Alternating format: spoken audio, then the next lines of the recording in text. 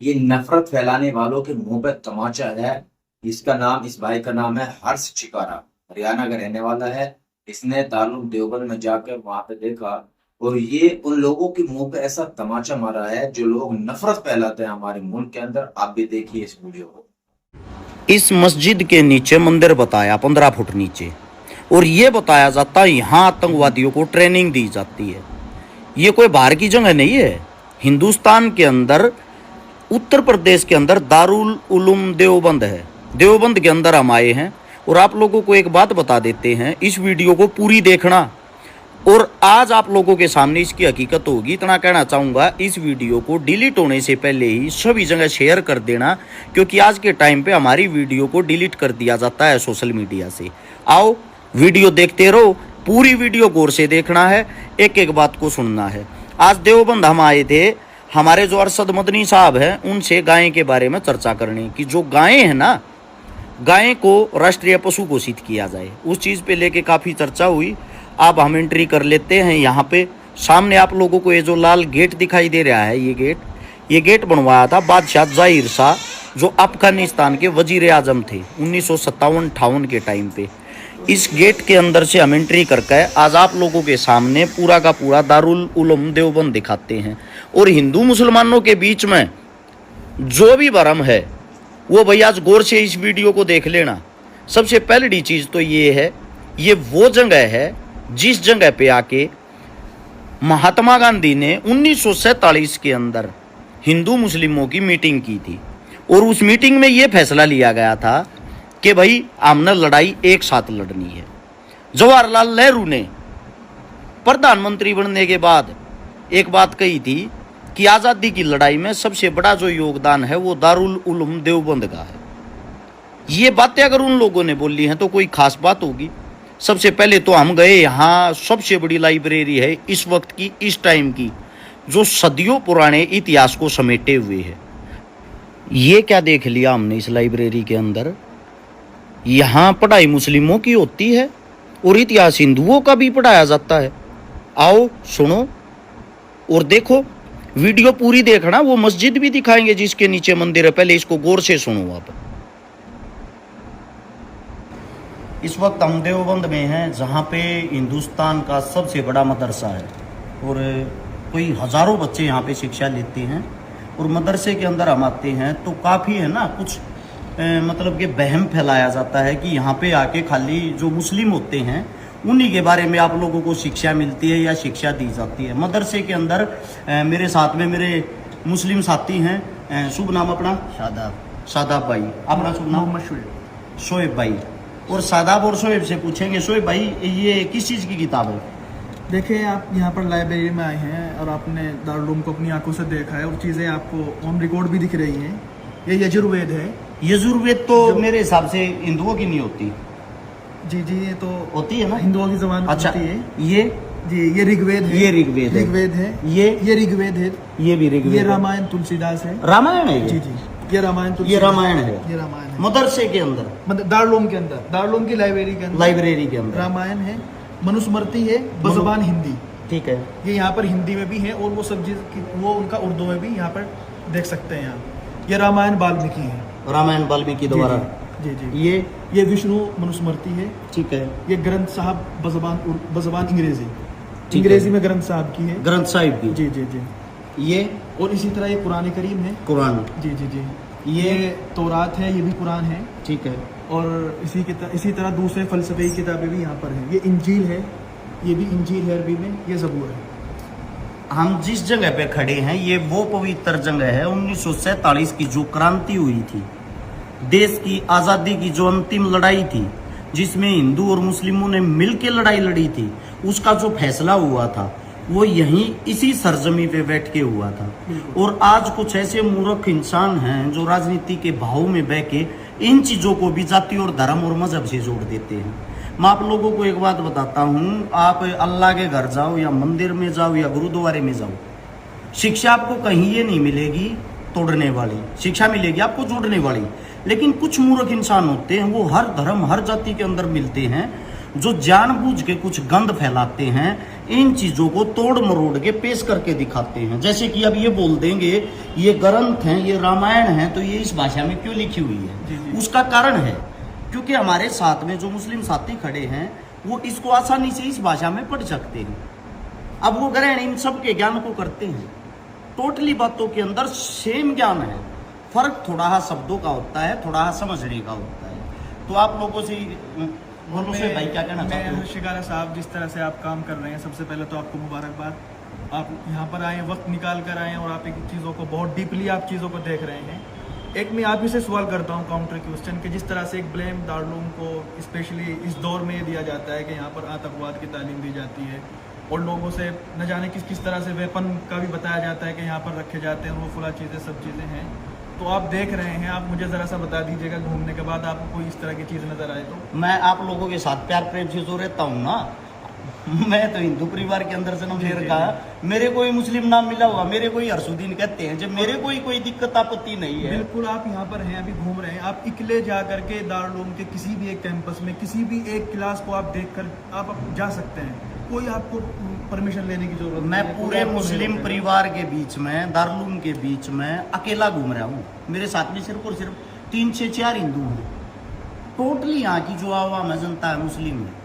और मेरे से कोई ये भी नहीं पूछ रहा भैया आप यहाँ कैसे घुस गए, ये तो मुस्लिमों के लिए है, आप यहाँ किस लिए आए हो। यहाँ पे जो प्यार प्रेम मिल रहा है, यहाँ पे जो सादगी है, यहाँ पे आज भी 1947 से पहले का जो भारत है वो देखने लायक। आप लोगों को देखना चाहिए, देखने से ही सीखते हो, सुनी सुनाई बातों से नहीं, कानों के कच्चे मत बनो। राजनीतिक आदमी कोई भी हो, उसको सिर्फ और सिर्फ वोट से जोड़ के राजनीति करनी है।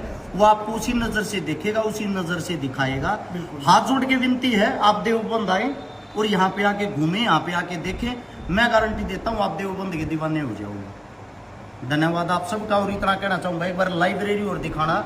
मेरे हिसाब से हिंदुस्तान के अंदर ऐसी लाइब्रेरी कहीं मिलेगी नहीं आप लोगों को, पूरी वहां से लंबी दिखाना भाई। मुस्लिमों के लिए जो नफरत रखते हैं, व्हाट्सएप यूनिवर्सिटी से जो पढ़ के आते हैं, आजकल के बच्चे जो सोशल मीडिया पे खाली लाइक और फॉलोवर कमाने के चक्कर में एक धर्म को टारगेट करते हैं। आंखें खोलो और देखो, क्या किसी हिंदुओं के पास ऐसे इस तरीके से अपने इतिहास को संभाल के रखा है? गौर से देखो, सदियों पुराना इतिहास आज भी इनके पास रखा हुआ है। पंखे भी वही पुराने हैं, उसी टाइम अंग्रेजों के टाइम के। आज भी हाथ की दस्तकारी करते हैं, हाथ से काम करते हैं। अगर गौर से देखोगे, जितनी भी लाइब्रेरी है, इसके अंदर जितने भी इंसान बैठ के जो कार्य कर रहे हैं इस टाइम पे, वो कार्य करने वाले इंसान आज भी लैपटॉप से पहले अपने हाथ से मोहर मारते हैं, हाथ से काम करते हैं। अपने पूरे के पूरे इतिहास को समेटे हुए हैं ये इंसान। और संपूर्ण जो भी जहाँ से इंसान आता है उसकी इज्जत करते हैं, उसका सम्मान करते हैं। इसीलिए मैं कहता हूँ, आप किसी से नफरत तो करते हो, नफरत करने से पहले नज़दीक से जाके उसके कल्चर को तो जानो।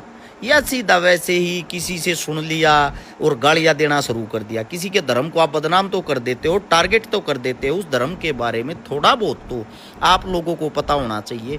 आइए अब आप लोगों को उस मस्जिद तक ही लेके चलते हैं जिस मस्जिद के आजकल चर्चे चल रहे हैं, क्योंकि वो दिखानी आप लोगों के लिए बहुत ही ज़्यादा ज़रूरी है ताकि आप गुमराह ना हो।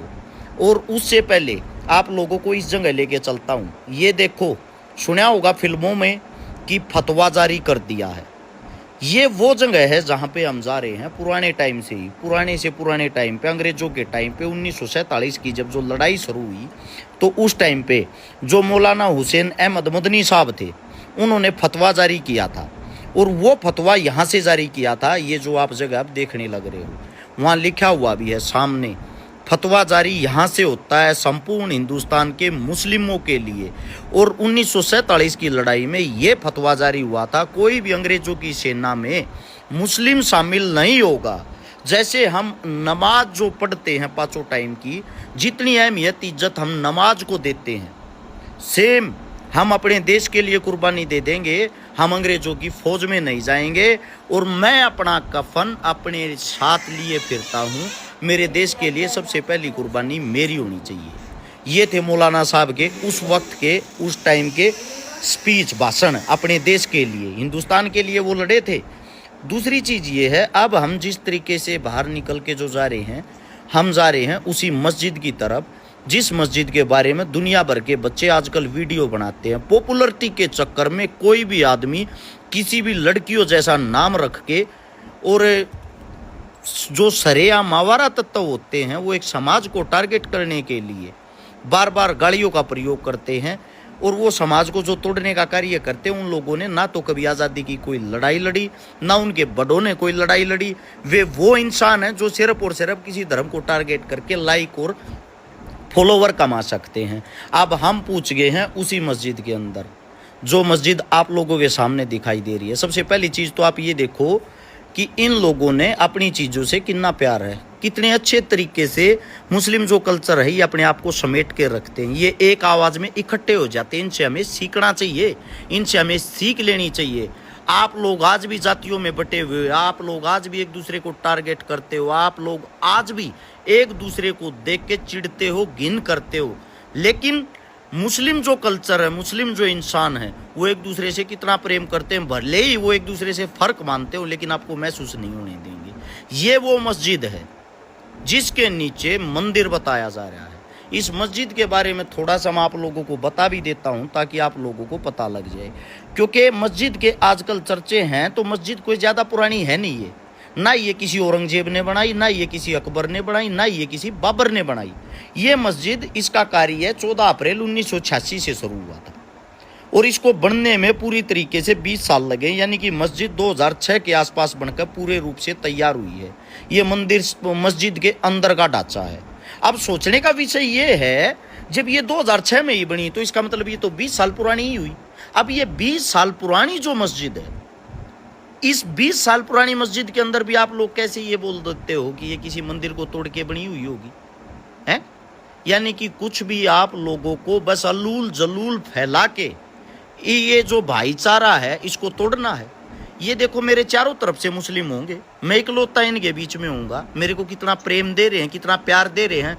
अगर एक मुस्लिम टोपी लगा के किसी मंदिर में घुस जाए ना, उसी खबर को बड़ी बना के और उसका इतना अपमान कर दोगे, इतना अपमान कर दोगे जिसकी कोई हद नहीं, और फिर बोलते हो कि हर्ष मंदिरों के खिलाफ बोलता है। मैं मंदिरों के खिलाफ नहीं हूं, मैं अपने कल्चर से प्यार करता हूं। लेकिन वहां वीवीआईपी जो लाइनें लगती हैं, 1100-2100 जो रुपए लेते हैं, यहाँ वो कल्चर नहीं है। यहाँ भिखारी हो या राजा, सब एक ही साथ बैठ के नमाज अदा करते हैं। यही हमने इनसे एकता सीखनी चाहिए। भिखारी हो या राजा, जिसके सीधे डायरेक्ट मंदिर के अंदर दर्शन हो। अब हम नीचे चल रहे, इसके 15 फीट नीचे बताते हैं कि इसके 15 फीट नीचे पहले मंदिर था। अब हम यहाँ से नीचे की तरफ एंट्री कर रहे हैं और हम नीचे गए तो नीचे क्या, बेसमेंट में पहुंच गए। 20 फुट नीचे तो बेसमेंट है। मंदिर 15 फुट नीचे बता रहे थे, 20 फीट नीचे तो यहाँ पे कार्य करने वाले, जो इसके अंदर कार्य करते हैं, साफ सफाई करते हैं, वो इंसान रहते हैं। और इसकी जो नींव है वो लगभग 20 फीट और नीचे से उठ के आई है। यानी कि 40 फुट नीचे तक तो कोई मंदिर ही नहीं है। ये उसका प्रमाण, उसका सबूत आप लोगों की आंखों के सामने है। दूसरी चीज ये है, चलो मान लिया आप लोगों को यहां मस्जिद बनने से पहले मंदिर था, लेकिन उस मंदिर से पहले भी तो कुछ ना कुछ होगा।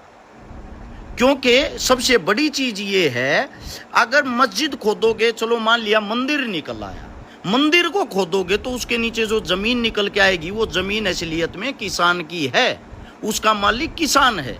यानी कि खाली जो जमीन रही है इस सृष्टि पे, इस धरती पे, उस खाली जमीन के ऊपर ही इंसानों ने कुछ न कुछ बनाया है।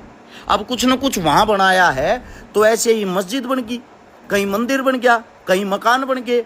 यानी कि ये सारी बातें बेबुनियाद है, झूठी हैं। और मैं हिंदू होने के नाते भी एक बात कहता हूँ भाई, मेरे मुस्लिम साथियों पे, भाइयों पे अगर कोई आवाज़ उठाएगा, उंगली उठाएगा, मैं इनके साथ खड़ा हूँ। इसलिए खड़ा हूँ, मेरी गाय को राष्ट्रीय पशु बनाने के लिए सबसे पहले मुस्लिमों ने आवाज़ उठाई है।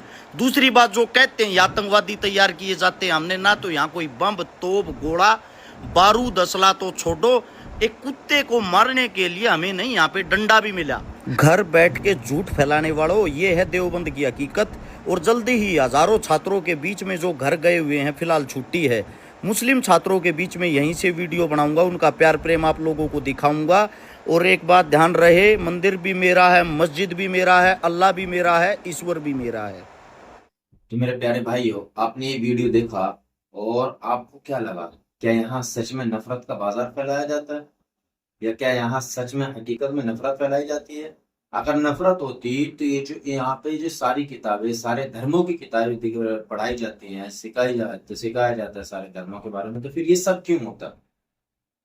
अगर वीडियो अच्छा लगा है तो इस वीडियो को दोस्तों के साथ जरूर शेयर करें।